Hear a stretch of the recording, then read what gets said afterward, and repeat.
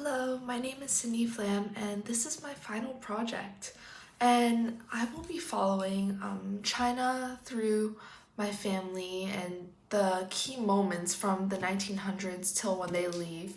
And then moving on, I'll follow them through their life, kind of what Professor Levy has done with her great-grandmother Hedda. And I really enjoyed that series, so I kind of wanted to emulate that into my story.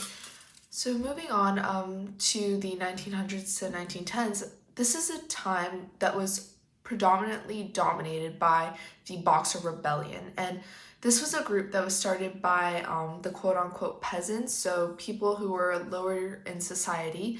And I find this as a time that they were trying to get back at the people that had, I guess, more of a status or privilege compared to them and weren't as looked down upon, because I think they really took that as, of course, someone would take it personally, but they wanted to, I guess, get revenge in a way. It's how it's kind of portrayed. And they would get back at foreigners. So the minister of Germany at the time even got killed by this boxer group. And these boxers really followed a weird way of seeing themselves as, I guess, invincible. They would have special practices. And not only that, but it was weird that they would follow those practices, but then they would also target people of religion. And there is an article from Britannica that states, meanwhile, in Beijing, the Boxers burned churches and foreign residences and killed suspected Chinese Christians on sight. So it really shows like their hatred towards the Christians and people of religious background. And not only that, but it was other missionaries of religions of either sort that were going around and spreading the word. They would get killed and persecuted too, and just for simply existing. And I believe that the hatred towards the foreigners kind of spun out of control, and it started to go towards everyone. And that's basically the Boxer Rebellion in a nutshell, and a lot of people died. I believe around 20,000. Thank you. Next, I will be discussing the 1910s to 1920s, and this was a point in time where Japan was really trying to gain control and gain a grip on China. And this was the point of time where it hit the 21 demands. And this is, as I stated, a point in time where Japan was really trying to gain more control over China, in the sense of, it says, economy, territory, and politics. And I believe we really see the tension flow out through China and Japan throughout the decades until I guess the Sino-Japanese War is, so World War II is really when it's going on, but it spans for longer than that, and they really have a history. But a quote from Britannica that really puts this into perspective is, claims made by a Japanese government for special privileges in China during World War I. So they were trying to work, I guess, their way into China more, because at that point in time, I believe it's Manchuria, it's Northeast China at that point. They had territory there. They owned that. But then they were trying to gain more control. So I will now be discussing the 1920s to 1930s. And this was the real spark between the tension between the CCP, so Chinese Communist Party, and the KMT, the Kuomintang. So this really, I guess, foreshadowed the tension that would come about, but it also started it. And a quote from Alpha History states, "The Chinese Civil War started in many respects with the Shanghai Massacre and the collapse of the First United Front." And this event, I believe, really gave these two parties leeway into such tension, and with, I guess, not as much of a, I don't know how to say this, but it's not as much control at that time. They were able to really light that spark in the tension of the CCP and the KMT. And as we know, at one point in time, the KMT fled, Chiang Kai-shek took the KMT and fled to Taiwan. And that's all for this decade. Next, I will be discussing the 1930s to 1940s, and this was the Marco Polo Bridge incident. And this is when the Japanese went into China and they were trying to find one of their soldiers. And China really resisted at the time because they weren't expecting it, they didn't want them there, they weren't ready. But a shot was fired on one side, we don't know which, and it really spiraled into a resistance. And it was this back and forth, and it led to the Sino-Japanese War, the second one actually. And then that led to China's true resistance of Japan, because at that time, in the previous decade I was discussing, Japan was really trying to get a, grip on China and really trying to gain more control over time. However, that was a point that really set off China's resistance towards Japan. And at that time there were neighboring countries, and Japan occupied northeast China, which was called Manchuria at the time. But yeah, this really was, a key turning point and opened China's eyes to resisting Japan. Next, I will be discussing the 1940s to 1950s, and this is a great period in time for my family and a time of great significance. This is the point in time where my family decides to flee with the KMT to Taiwan, while the tensions between the KMT and the CCP, or the Chinese Communist Party, grow. And Mao really starts to get into his ground and put his feet down and put his fist down, because he's really rooting down in China and making it his own. And as we know, that was a dark time for China, and due to the tensions growing, the KMT decided to flee to Taiwan. And what this meant is a lot of people followed. A lot of people who believed or had hope in the KMT went with them. And sorry if this point is a little bit longer, but with that came a lot of followers, and I believe around 2 million, as my great-grandmother stated. But this was a point of time with also a lot of uncertainty, and not everyone really knew what was going to happen, but a lot of people knew the life they would live in Taiwan would be a lot better. And I guess you could really say that was true at the end of the day, because we saw a lot of moments in China that were horrific, to say the least. A lot of people, I guess not great, but a great point in time where it was dark, and there was a point where 44 million people died because of malnutrition, because they couldn't eat. There was a shortage in food. But also the rule of Mao and that whole situation, and the Red Guards, and I guess a cleansing in a way that occurred, and he did not like the intellectuals and sent them away and got them killed. That's how bad it was. But that good life in Taiwan truly came to fruition because they left that. And this point in time was also when my grandmother was born, and my great-grandmother started to grow her family with her then husband. And it was a beautiful point in time for my family. Then we reached the point of 1950 to 1960, and this was a great turning point for Taiwan, because this is when I believe when Taiwan was truly recognized by a great power, and that was the United States, where my family would eventually go. And so this is when Eisenhower goes to visit Taiwan, and he gets toured around and sees the sights, specifically Taipei, which is the capital, and it is truly a beautiful place now and back then, as I visited this summer.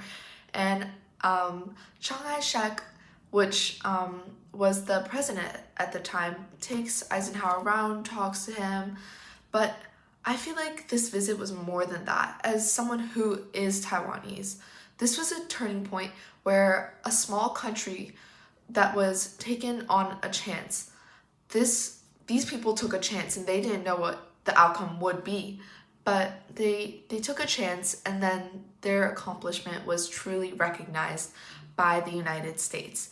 And a quote from Stars and Stripes says, Eisenhower waved farewell at Taipei International Airport after a 2-day visit to Taiwan, during which he met with the Taiwanese president Chiang Kai-shek.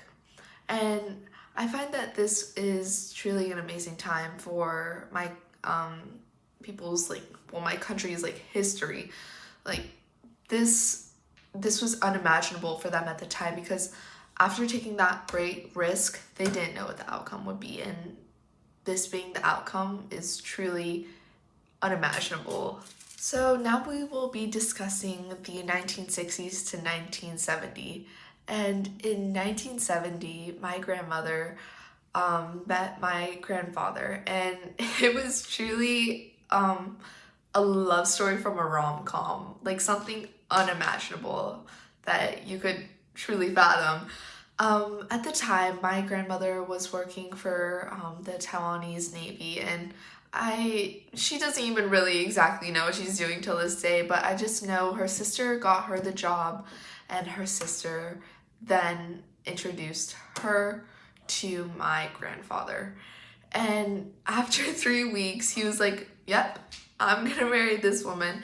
And he asked my grandmother's dad if it would be okay, and he said yes, which was a great surprise at that time, at least to me. I didn't think that would happen, but he said yes. And that same week, my grandfather got down on one knee and proposed to my grandmother. And then before my grandmother left, my great-grandmother gave her a watch, and I've seen it, it's a fairly nice watch. It was this little Omega watch. I believe it was white gold, because at the time, my family had a little bit of money, but not much, because my great-grandfather had a coal mine at the time. But he didn't really pocket much of the profit. He would usually give it mostly to his workers. And so my grandmother saved up quite a bit of money and bought that watch for my grandmother. And she said, oh, I'm getting a little bit emotional about this, but if anything ever happened, or if she needed to go back to Taiwan, if anything wasn't working out, she could sell the watch and hopefully get a one-way ticket back to Taiwan. And I really thought that was so special that she was looking out for her, but she also wanted her to be happy at the end of the day and take that risk to be with my grandfather. And little did you know, they were together from that time till 2013, when he passed away due to pancreatic cancer. But that whole time, they first went they went from Taiwan to New York, and New York to Long Beach, California, where they then had my mom, then to Maryland, and settled down in Chicago. And it was truly the, spark of the greatest love story that I know to this day, and I admire it to this day as well. Following that great love story, my grandmother had to leave, and they left in the 1970s. After 3 weeks of knowing each other, went to New York and got married, and my grandmother started to learn all, the customs of a American life, like the cultures of an American life. But with leaving this is the decade between 1970 and 1980, she had to leave her family. And my great-grandmother and grandmother were really close at the time. I would say as close as my mother and I, and we're really close. And leaving her was really hard. And my great-grandmother made the decision to finally move to the US with little to no knowledge of the US. But there's one thing she did know. She knew she wanted to be with her daughter. And being with her daughter meant everything to her. And she didn't want to, leave that lifestyle behind, because she loved her so much. And at that time, my great-grandfather had already passed away, and he had a heart attack, but this was a time where my great-grandmother got to be selfish, and she moved to the US, and she then she moved to the US, specifically Maryland, where my grandfather was stationed at the time.